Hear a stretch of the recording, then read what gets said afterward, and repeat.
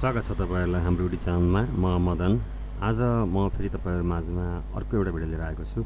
यो भिडियोमा म तपाईहरुलाई जेपीजी फाइललाई पीडीएफ फाइलमा कसरी कन्भर्ट गर्ने, तपाईहरुसँग धेरै डकुमेन्ट छ, त्यो डकुमेन्टलाई चाहिँ पीडीएफ फाइलमा कन्भर्ट गरेर कसरी राख्न सकिन्छ भन्ने कुरा देखाउन गएको छु। कृपया यो भिडियो सुरुदेखि अन्त्यसम्म अवश्य हेर्नुहोला।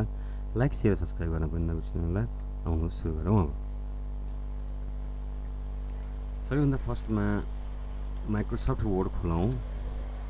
माइक्रोसफ्ट वर्ड खोलिसके पछाडि ब्ल्याङ्क डकुमेन्ट चुज गरौँ र यसमा हामीले इन्सर्टमा गएर क्लिक गरौँ। इन्सर्ट पिक्चरमा गएर क्लिक गरौँ। तपाईको प्रपर डकुमेन्ट कहाँ छ त्यो डकुमेन्टलाई कुन लोकेसनमा राख्नु भएको छ लोकेसन चुज गरौँ।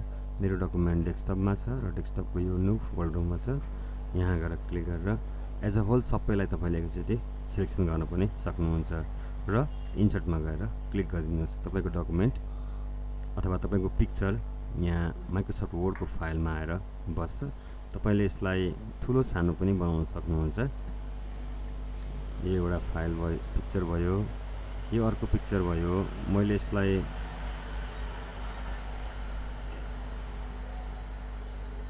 रोटेट पनि गराउन सक्छु। रोटेट गराएर यसरी राख्छु भन्न पनि सक्छु। मैले यसलाई यहाँ आएर बस्छ। यसरी हामीले चारवटा जेपीजी फाइललाई यसरी एरेन्ज गरेर अब पीडीएफमा लानु पर्यो। यसरी हामीले फाइल इन्सर्ट गरिसके पछाडि फाइलमा आउने र सेभमा आउने, सेभ एजमा आउने, कहाँनेरि सेभ गर्ने, लोकेसन चुज गर्ने। जस्तो मैले यसलाई डेस्कटपमा सिलेक्सन गरेँ र टीटी राखिदिएँ मैले यसको फाइल नेम र यहाँनेरि सेभ एज टाइपमा गएर क्लिक गर्नुहोस् डाउन एरोमा र यहाँ पीडीएफ भन्ने जुन अप्सन छ यो पीडीएफ भन्ने अप्सनलाई क्लिक गर्नुहोस् र सेभमा गएर क्लिक गरिदिनुहोस्। अब तपाईको जेपीजी फाइल कुनै सफ्टवेयरको सहयोग बिना नै पीडीएफ फाइलमा कन्भर्ट भयो। हेर्नुहोस् त हामीसँग चारवटा जेपीजी फाइल थियो, चारवटै यसरी पीडीएफ फाइलमा आयो। यसलाई हामीले यहाँ गएर पनि हेर्न सक्छौं।